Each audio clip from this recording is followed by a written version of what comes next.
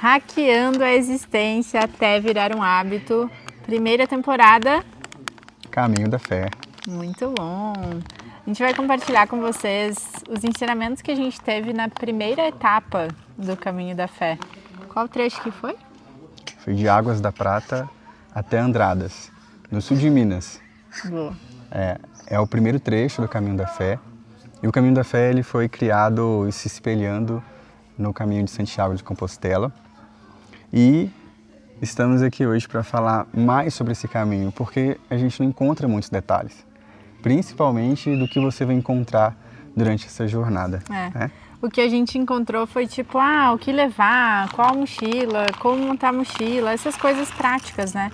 Mas como a gente veio com a intenção de hackear a existência até virar um hábito, ou seja, com a intenção do autoconhecimento, da expansão espiritual, a gente sentiu de compartilhar com vocês aquilo que tocou a gente, aquilo que o caminho já nos ensinou, né? Com nem 10% aí do trajeto. E a gente vai trazer essa mensagem do nosso coração para vocês como instrumentos. E para quem não sabe, eu sou Andressa Scherer, mentora de alta performance existencial. E eu sou o Matheus, do canal Até Virar um Hábito. E a gente trabalha o corpo, mente e espírito para uma vida mais saudável, com produtividade saudável. Maravilha. Vale a pena frisar o saudável. Qual foi teu primeiro insight assim da nossa jornada dessa primeira etapa? Então, o principal é que o caminho ele é único. Existe um caminho, um início e um final.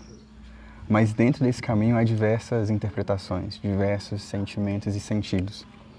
E não tem como colocar para vocês de forma clara o que é isso.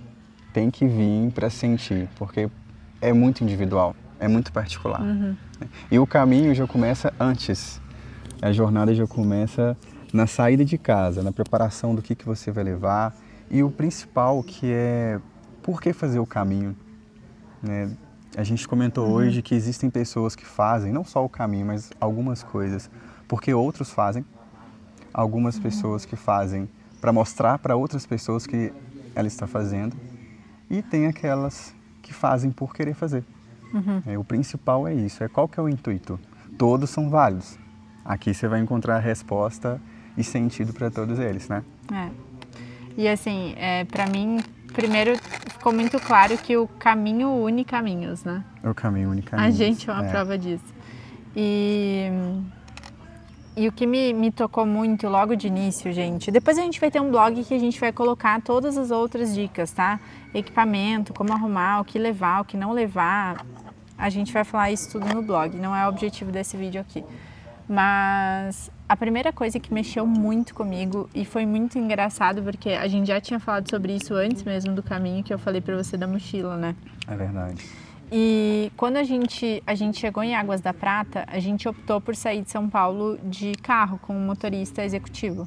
Porque a gente falou, vamos no conforto, pelo menos vamos chegar no conforto, que a gente vai ter ali um serviço de bordo também no carro e tal, motorista gente boa, então vamos no conforto e depois, né, a ideia era a gente de fato integrar e viver o caminho. E uma das coisas que mexeu bastante comigo logo no início foi que quando a gente chegou no mesmo lugar, a gente colocou todas as nossas coisas da mochila para fora e a gente equilibrou o peso. Então a gente distribuiu nas nossas duas mochilas aquilo que a gente estava levando. Ali eu já deixei uma sacola para trás. Ou seja, já pedi para ajuda a dona da pousada despachar uma sacola para mim. Quando a gente foi sair da pousada, que eu botei a mochila nas costas, a gente andou 200 metros, eu falei pro Matheus assim, eu não vou conseguir andar 30 quilômetros com essa mochila. E eu sou bem resiliente, mas não era uma questão de, não era uma questão de a minha mente não estar preparada, nada disso, entendeu? Não é questão de conseguir e não conseguir. Porque a gente tem muito essa questão do suficiente, né? O que é suficiente pra gente? O suficiente é de acordo com o nosso conhecimento. Então, a partir do momento que você... Nossa, boa essa, hein? Anota, o suficiente é de acordo com o conhecimento. E quanto mais conhecimento você tem, mais clareza você tem também sobre o que é suficiente.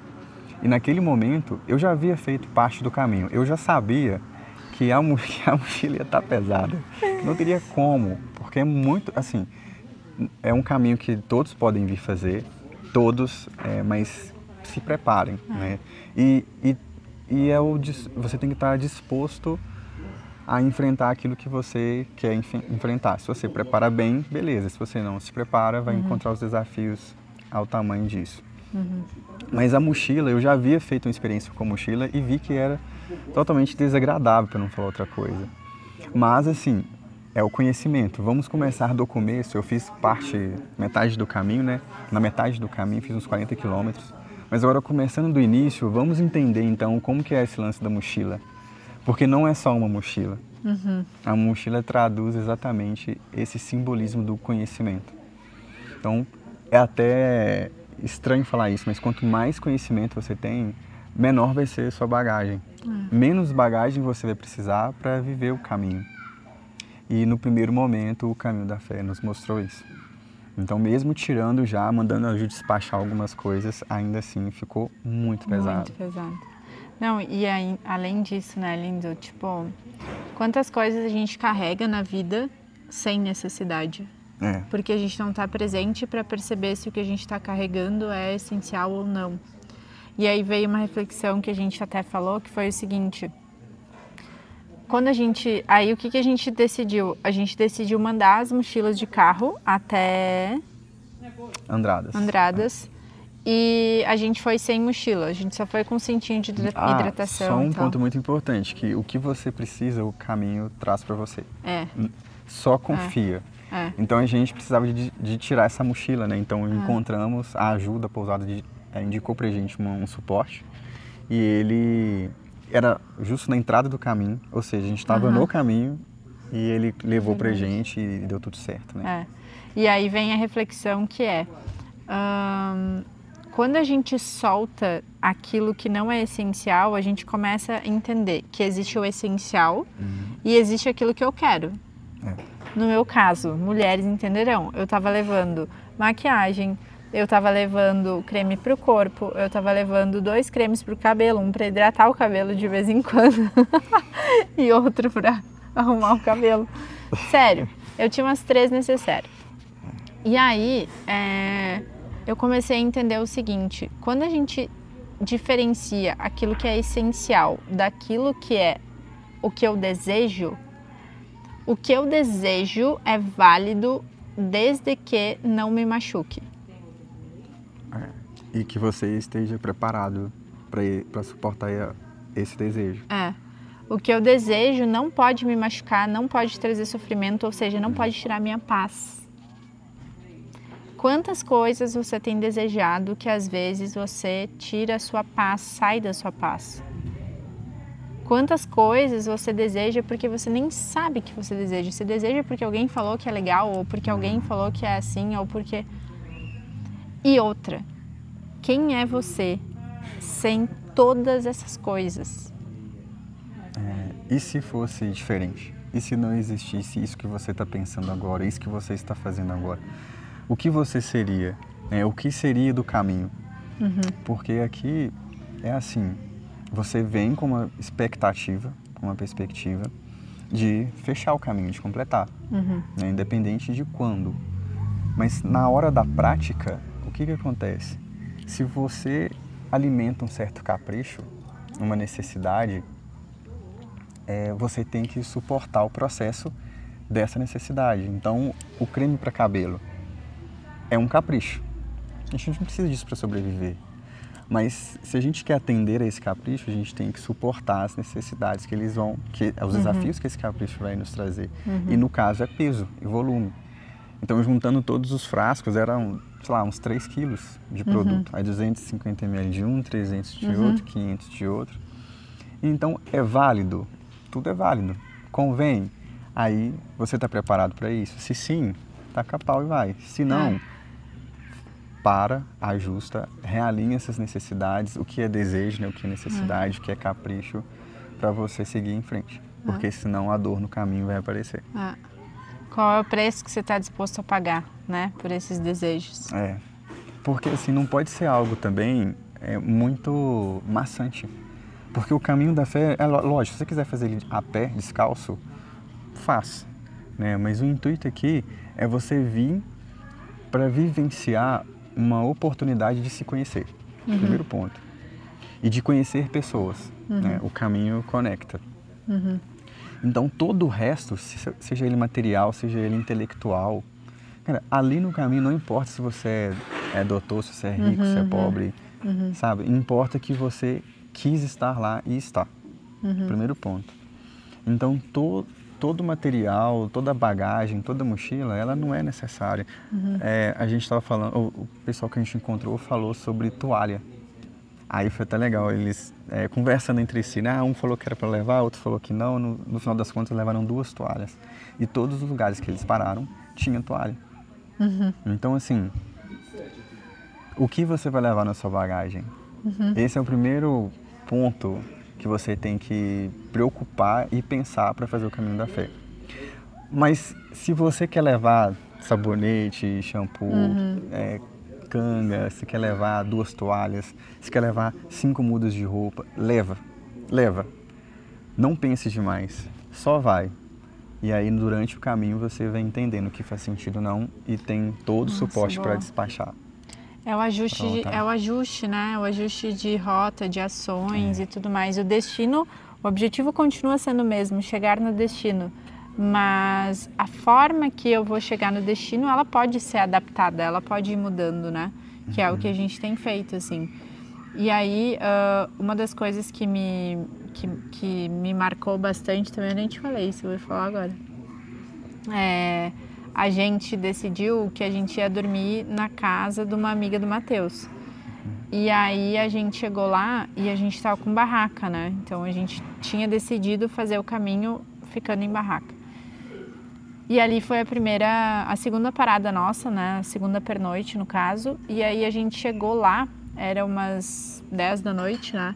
E o pessoal da roça, eles têm um hábito, tipo, eles acordam às 5 da manhã, 4 e pouco da manhã e vão dormir 8, 9 da noite. Então, eles já estavam dormindo.